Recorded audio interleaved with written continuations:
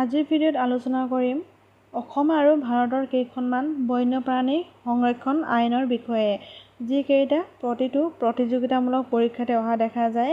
গতিকে আপোনালোকে ভিডিঅ'টো শেষলৈকে চাব। ইয়াত প্ৰথমটো হৈছে ভাৰতৰ পশুপক্ষী সংৰক্ষণ আইন কিমান চনত গ্ৰহণ কৰা হৈছিল?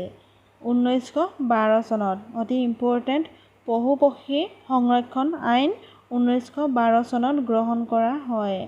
2 নম্বৰত গড় সংৰক্ষণ আইন। গতিকে ভাৰতৰ গড় সংৰক্ষণ আইন কিমান চনত গ্ৰহণ কৰা হৈছিল?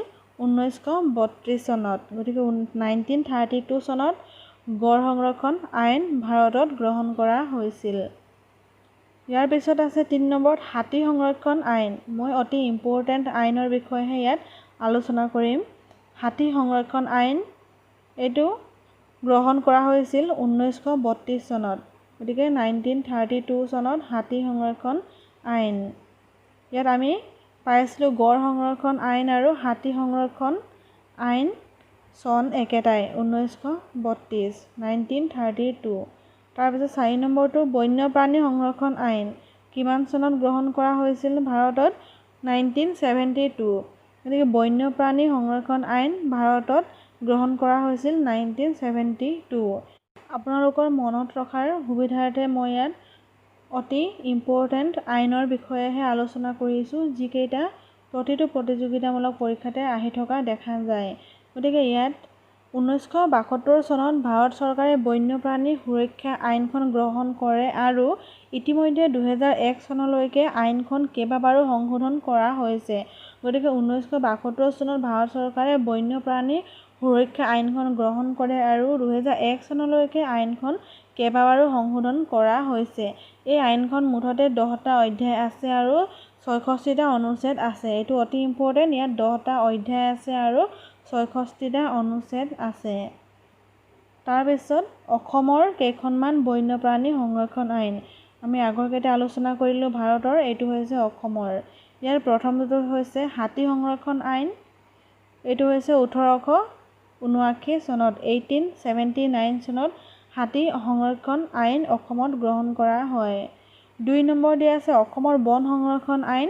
এইটো অতি ইম্পৰ্টেণ্ট, পৰীক্ষাত আহি থকা দেখা যায় 1891 চনত 1891ত অসমৰ বন সংৰক্ষণ আইন গ্ৰহণ কৰা হয়। 3 নম্বৰ হাতী এইটো আপোনালোকৰ মনত ৰখাৰ সুবিধাৰ্থে মই দি দিছোঁ। হাতী সংৰক্ষণ আইন ভাৰতত 1932 চনত আৰু অসমত 1879 চনত। হাতী সংৰক্ষণ আইন ভাৰতত গ্ৰহণ কৰা হৈছে 1932 চনত 1932 আৰু অসমত কৰা হৈছে 1879 চনত।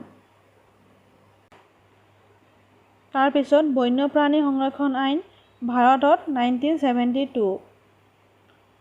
বন্যপ্ৰাণী সংৰক্ষণ আইন ভাৰতত গ্ৰহণ কৰা হৈছিলে 1972 আৰু অসমৰ বন সংৰক্ষণ আইন গ্ৰহণ কৰা হৈছিলে 1891 চনত। ইয়াত আপোনালোকৰ অতি ইম্পৰ্টেণ্ট কুৱেশ্যন, হাতী সংৰক্ষণ আইন ভাৰতত গ্ৰহণ কৰা হৈছিল 1932 চনত আৰু অসমত 1879 চনত। তাৰপিছত অসমৰ বন সংৰক্ষণ আইন গ্ৰহণ কৰা হৈছে 1891 চনত। গতিকে বন্যপ্ৰাণী সংৰক্ষণ আইন ভাৰতত গ্ৰহণ কৰা হৈছিল 1972 চনত আৰু অসমৰ বন সংৰক্ষণ আইন গ্ৰহণ কৰা হৈছিলে 1891 চনত। এইবোৰ প্ৰতিটো প্ৰতিযোগিতামূলক পৰীক্ষাৰ কাৰণে অতি ইম্পৰ্টেণ্ট।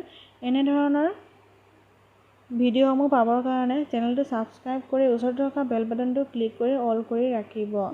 তেতিয়া মই ভিডিঅ' আপলোড কৰাৰ লগে লগে আপোনালোকে ভিডিঅ' ন'টিফিকেশ্যন পাবলৈ সক্ষম হ'ব। লগতে জব ন'টিফিকেশ্যনসমূহৰ বিষয়েও জানিব পাৰিব।